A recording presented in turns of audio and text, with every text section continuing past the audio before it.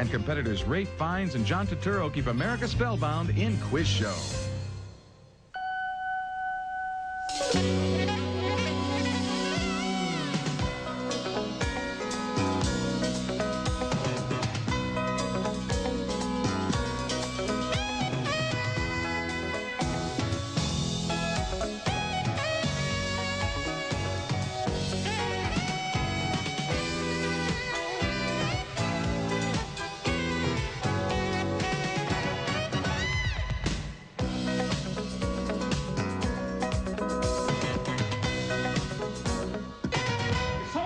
You all this money to be on some rigged quiz show, instant fame, the works, would you do it?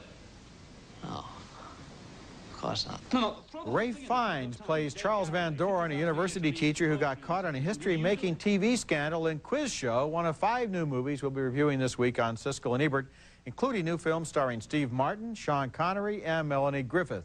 I'm Roger Ebert of the Chicago Sun-Times. And I'm Gene Siskel of the Chicago Tribune. Our first film is Quiz Show, and in a word, I think it's great.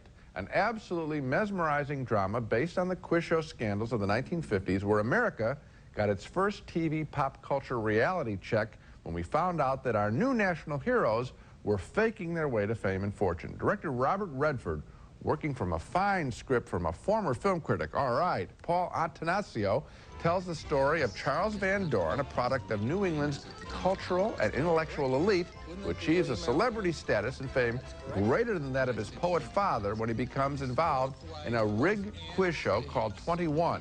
Here he meets with the show's producers, played by David Paymer and Hank Azaria. Charles Van Doren is played superbly by the English actor Ralph Fiennes, Oscar-nominated last year as the evil Nazi commandant in Schindler's List. You want to win, don't you? Well, I think I'd really rather try to beat him honestly. What's dishonest? When Gregory Peck parachutes behind enemy lines, you think that's really Gregory Peck? That book that Eisenhower wrote, a ghostwriter wrote it. Nobody cares. It's not like we'd be giving you the answers. Just because we know, you still know. Right, it's not like you're putting me on the show or Al and pretending to be some sort of intellectual. I mean, you have put in years of study and erudition.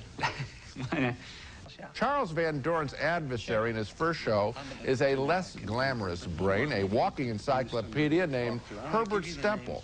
Very well played by John Turturro, and he's asked to take a dive because the producers would prefer to have a WASP champion than a Jew. Now, the last category is movies. We're going to ask you what won the Academy Award for Best Picture in 1955. You don't know it, you answer On the Waterfront. Oh, no. Oh, no. Don't do that. Not Marty. I saw Marty 3 times. The Best Picture from 2 years ago, and I don't know it? Someone of your intellect, and it's such a simple question. Don't you see the drama of that? Much like All the President's Men, which starred Redford, Quiz Show is an investigative thriller with a young government lawyer, played by Rob Morrow, trying to blow wide open corruption in the relatively new industry of television. Herb is so angry with himself for losing, and it was on such a simple question, too. Marty. His ego couldn't handle it.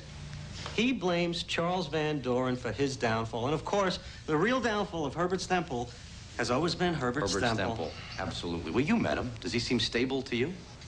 Well, I definitely have an inkling of what you're talking about. He told me this whole story about how when a Jew is on the show, he always loses to a Gentile, and then the Gentile wins more money. Who could dream up a scheme like that? The confrontation between the investigator and Van Doren is a very good one because both men know in this encounter exactly what the other knows. What is this? It's still that business with Stemple. Dan says he's not the most reliable fellow. Well, there's a problem, Charlie. I found another contestant, a man named James Snodgrass, and he says he got the answers, too.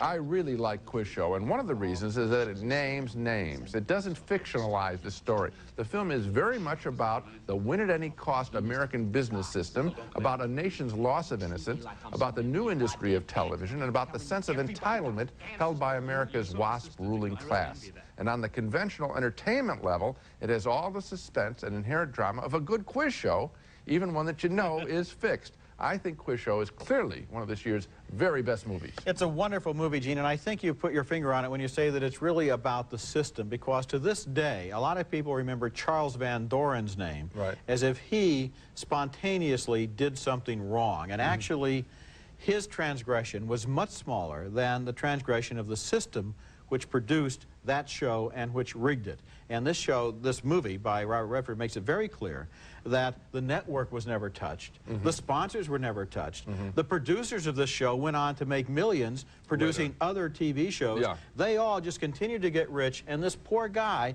who's plucked out of obscurity, basically, and tempted with something that I think many of us would be tempted by, if we're going to be honest, is the one who still has to take the rap. Well, yeah, I don't think he's a complete fall guy. I'm told that in reality, Van Doren is more complicitous, more eager than he is even shown here. But this picture plays like a, you know, when I'm linking this with All the President's Men, I'm linking it with one of the great investigative stories in American movies, and I think this picture has the same kind of energy to it.